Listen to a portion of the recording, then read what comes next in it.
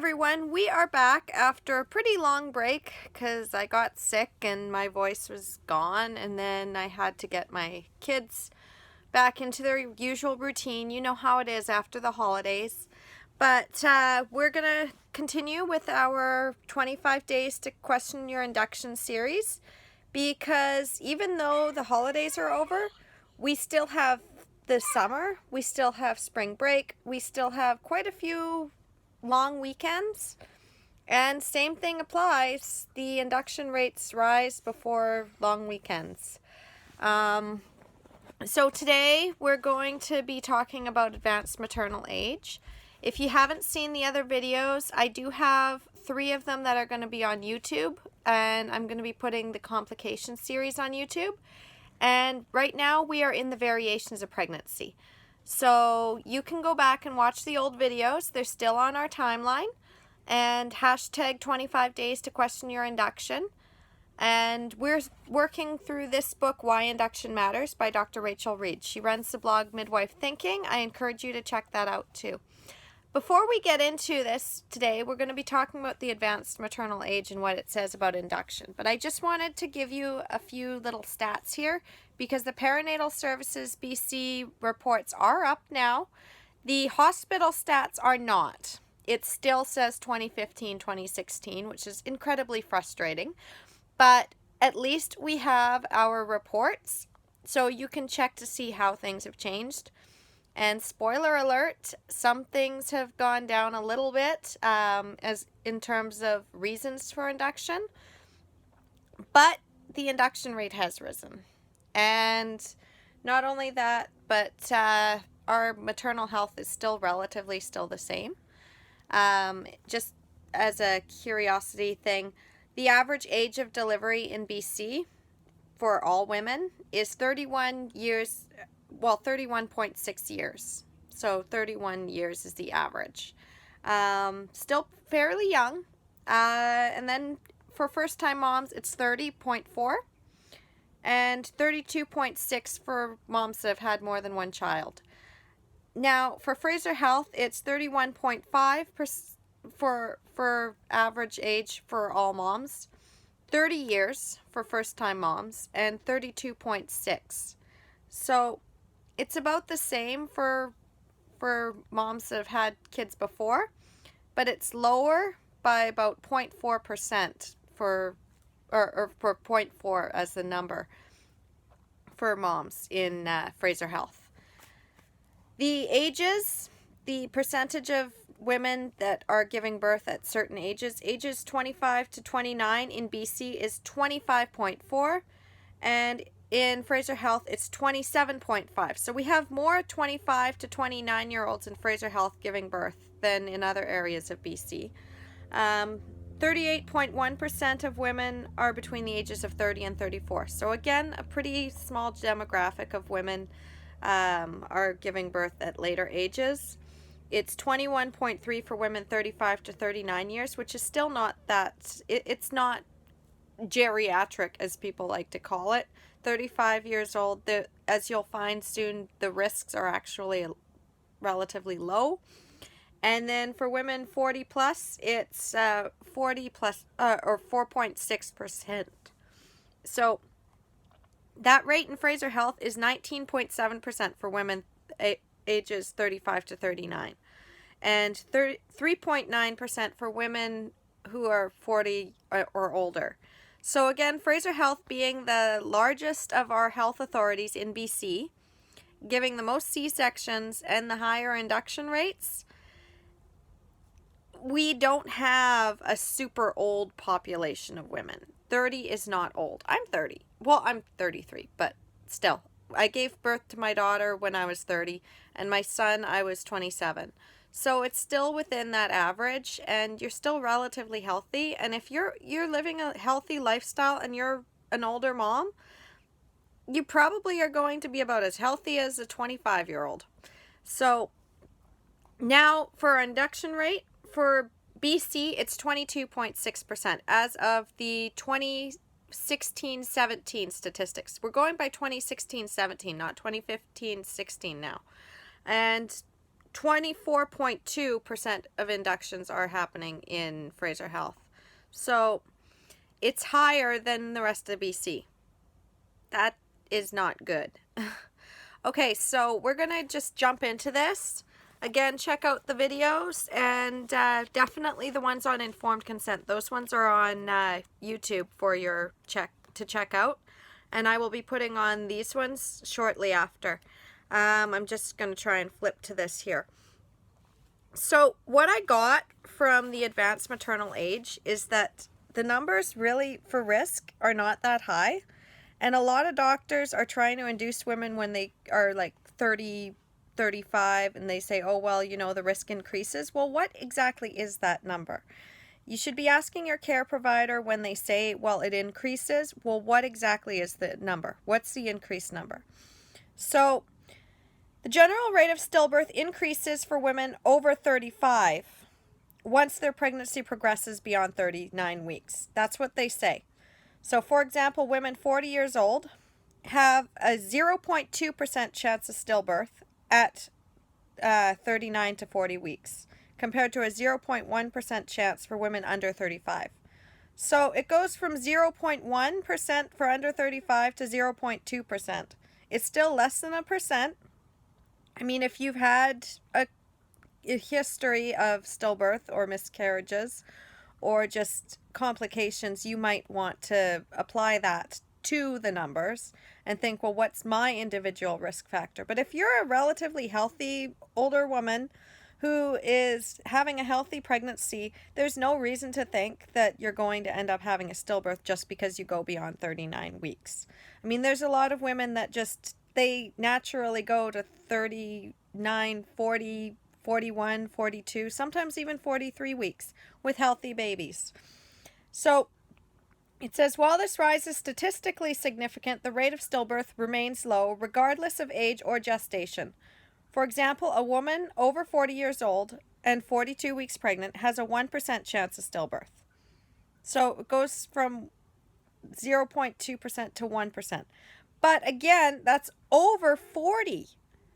And you look at the numbers, and we don't have women over 40 in droves. We have like a 3 to 4% rate of women over 40 who are giving birth, especially for first-time moms. It's probably even lower.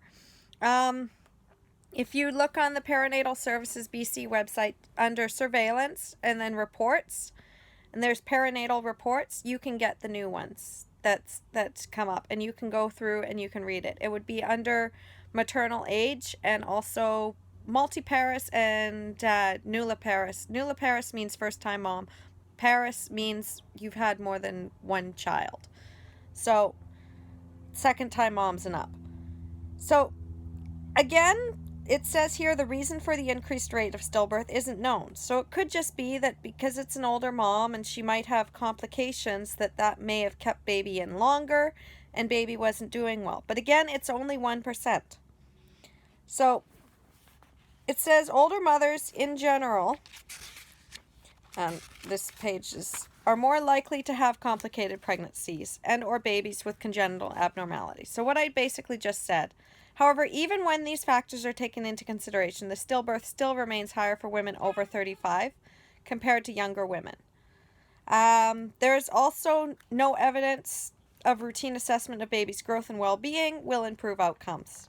So based on the general risk of stillbirth, RCOG, the Royal College of Obstetricians and Gynecologists, recommends induction at 39 weeks for women who are 40 years or older. So if you're under 40 and they're recommending induction at 39 weeks, that's not what they say in the Royal College of Obstetricians and Gynecologists, which is in the UK, yes, but they also have a more integrated system of midwives, and they kind of follow more of the physiological birth than we do here in North America. And I say North America because Canada, while we're great, we're still in areas of our provinces not that good, okay? We are close to what the U.S. is like for maternity care. Just because we don't pay for it does not mean that it's going to be 100% better. There's still the cultural attitude that a healthy baby is all that matters, and we just go with whatever the doctor suggests. And a lot of the time it's profit, convenience, and liability. There's still the whole idea that they need to have a bed turnover. They don't want a lot of women sitting there in labor for as long as labor actually can take. It can take 2 days. And a lot of women are under the impression that as soon as their contractions get close together, they have to go to the hospital, which again is not true, because you could still be like going start and stop. I was very, very lucky that I planned a home birth, because if I hadn't planned a home birth, I would have probably been one of those women that kept going into the hospital and being told that her contractions weren't close enough together, and then they probably would have been pushing me for interventions to try and get labor going, when really I just needed to rest and relax, and it happened on its own. So getting back to this, it says, based on the general risk of stillbirth, they recommend the 39 weeks, and since the recommendation was published, a study has looked at the outcomes of induction of labor for women 35 and older. So the study found no significant difference in the perinatal death rate for women induced at 39 weeks compared to women who remained pregnant. However, in this study of induction of labor, the induction of labor at 40 weeks reduced the perinatal death rate from 0.26% to 0.08. The researchers concluded that perinatal death is rare, even for women aged 35 and over, and that 562 inductions would need to be carried out at 40 weeks to prevent one death. So 526 women would have to be induced, or 562, even higher number of women would have to be induced at 40 weeks just to prevent one birth. That's a stillbirth. That's a lot of women. So the study also found that induction before 41 weeks was associated with a 20 to 30% increased rate of emergency cesarean and a 10% increased rate of instrumental delivery by vacuum or forceps. Women and babies were also more likely to be readmitted to hospital within 28 days of the birth after induction of labor. So that's what it says in here. And that's kind of concerning that so many women are being pushed into induction of labor just because they're advanced maternal age, and pushed at an earlier rate, that like earlier delivery time than women actually go into spontaneous labor at. As I said in the induction for post-dates pregnancy, not as many women are going to go into labor on their due date or before their due date. 95% are going to deliver before 43 weeks. And then after that, it's like a very, very, very small percentage that are going to deliver past 43 weeks. And the average is more close to 41 and 2 or 41 and 3. We've got a skewed average. We can't really go by the average. We would probably need to look more at home birth communities and women that are naturally going to tell their doctor, I'm not inducing unless there's an actual problem. And that is culturally we don't have that much. We're trying to change the culture and have this cultural shift. So it's more of a fringe. We have about 14%, in our hospital anyway, in Abbotsford Regional Hospital, we have 14% as of the 2015-2016 statistics. I don't know what it is right now, for midwifery deliveries in Abbotsford. So that's the highest in all of Fraser Health. The only other one that has a high rate of midwife delivery is Ridge Meadows at 14% as well. But Ridge Meadows is a much smaller facility. Abbotsford Regional Hospital had like 2,000 something deliveries, and Ridge Meadows had like 772.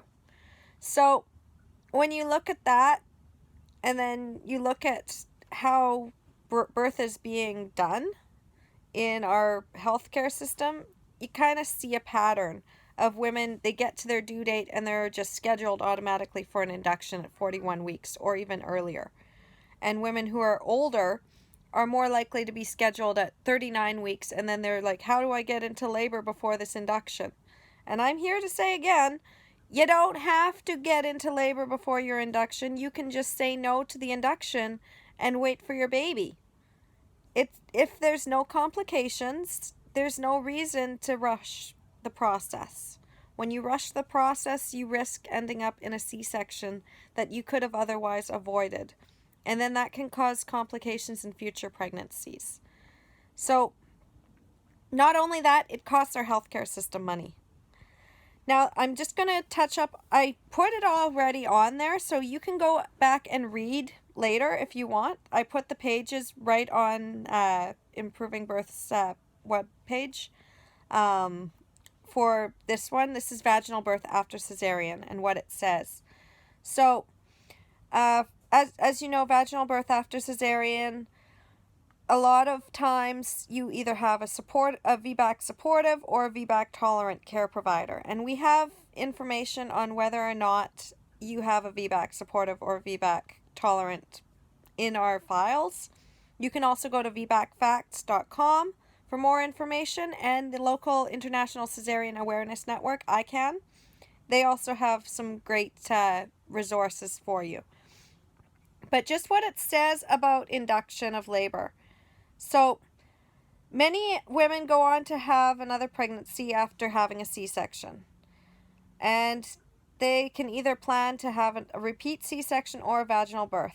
The primary risk associated with VBAC is uterine rupture, which occurs when the previous cesarean scar tears. Now, this is the thing that the doctors usually try to scare women out of having a VBAC. They say, oh, well, you know, you could have a uterine rupture. Well, what is that rate? The rate of complication occurring in less than 0.5% of VBAC labors. So this rate may be higher for women who have had more than one cesarean, at around 0.9%.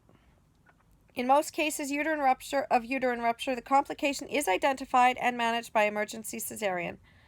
And 94% of babies survive this experience. The chance of stillbirth and infant death during VBAC labor is extremely low and comparable to the risk of a woman having her first baby with no cesarean scar. Women who plan a VBAC have a 75% chance of having a vaginal birth. So you have a 75% chance that it's going to be successful. It's higher than a woman who's having her first baby. So you have a higher chance of having a successful VBAC than a first-time mom who's never had a baby before, having a regular vaginal birth. The alternative to a VBAC, a repeat C-section, also carries risks. They don't usually talk about the risks of a repeat C-section, so I'm going to tell them to you right now. There's a number of complications that can occur with a cesarean, including bleeding resulting in a hysterectomy, which is 0.7%, bladder or bowel injury, which is 0.1%, infection is at 6%, readmission to the hospital is at 5%, and persistent pain in the first few months, which is at 9%. Around 1 to 2% of babies born by cesarean are accidentally cut during the procedure. Labor prepares the baby for the transition to life outside of the uterus. So babies who don't experience labor are more likely to have breathing problems with birth, requiring admission to special care. They also miss out on being exposed to the vaginal bacteria, resulting in gut microbiome. Now, you could do vaginal seeding if you absolutely have to have a cesarean. There's no reason they can't do that, and that might reduce the risks of baby not having the microbiome. This may explain why babies born by cesarean are more likely to have health problems such as asthma and diabetes later in life. A repeat cesarean also increases chances of complications in a future pregnancy, such as abnormally attached placenta. That's at 0.6%. It's an increased rate of stillbirth rate at 0.4% compared to 0.2% following a vaginal birth. And women planning a VBAC can experience pressure from their care providers to go into labor before 40 weeks. This is based on the increased rate of stillbirth, which is 0.11% from 39 weeks onwards in comparison to women who have not had a previous cesarean at 0.05%. So again, it's less than 1%, guys. Most women do not even go into spontaneous labor until after 40 weeks. So basically, they're setting you up for repeat cesarean if they say that you have to go into labor before 40 weeks. That's a VBAC tolerant provider. That's not a VBAC supportive provider. Many women had their cesarean during an induction for post-dates pregnancy, which also suggests that a longer gestation is normal for them. The start of spontaneous labor may also be inhibited by stress and anxiety about giving birth within a particular time frame. So, you know, if your doctor keeps pressuring you every week to get things moving and you're feeling like you're not progressing, that adrenaline can actually keep baby in. Or you could have lots and lots of prodromal labor because baby's trying to get labor started, but you're just too stressed and scared of this induction or this potential repeat C-section that you're feeling you have no choice about, that baby just stays in longer. Or it could be just completely normal and baby just needs more time because baby is like maybe 4 pounds at 40 weeks, but then is going to get up to 6 pounds at 42 weeks. We don't know. Only you're going to know your body. And if you feel that there's something wrong, then you listen to that. If you feel that there's nothing wrong, listen to that too. Baby will tell you. So, despite the preferences of individual care providers, ARCOG and NICE do not support earlier induction for women planning a VBAC. I'd have to look up the SOGC, but I'm pretty sure it's similar, and the World Health Organization also says that we need to stop doing this to women. They recommend that induction be offered at 41 weeks, the same gestation as non-VBAC women. And offered is the key word here, not we schedule it. It's offered to you, and you can decide whether or not you want to do it or whether you want to wait.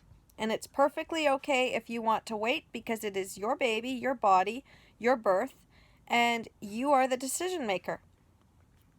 So there's additional risks associated with induction of labor after a previous cesarean.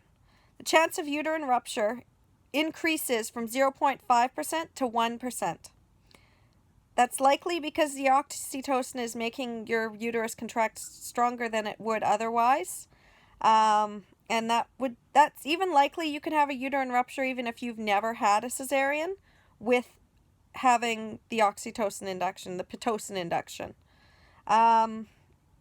So the chances of the emergency cesarean increases to 37% compared to 26% during spontaneous labor. So you have an increased rate of ending up in an emergency cesarean anyway if you induce your VBAC labor. There's evidence that is mostly caused by the syntocinon, so Pitocin, during the VBAC labor, and recommended only in low doses of prostaglandin.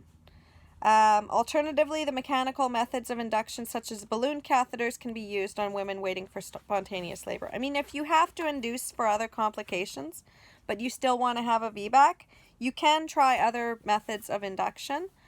But reality is that if it's just a post-dates pregnancy or you're just approaching 40 weeks and your care provider's trying to push you into going into labor or having a repeat C-section, that's not VBAC supportive. And also, you can change care providers. You don't have to stay with the one that you're with. If you are noticing that your care provider is kind of saying the opposite of what they said at the beginning of your pregnancy and kind of finding any excuse to get you back into the operating room, you have the right to fire them and find somebody else. You can even do it in labor. If you find that they've changed their tune in labor and there's no evidence that suggests that you actually need these interventions, you can say, I want somebody else on my care.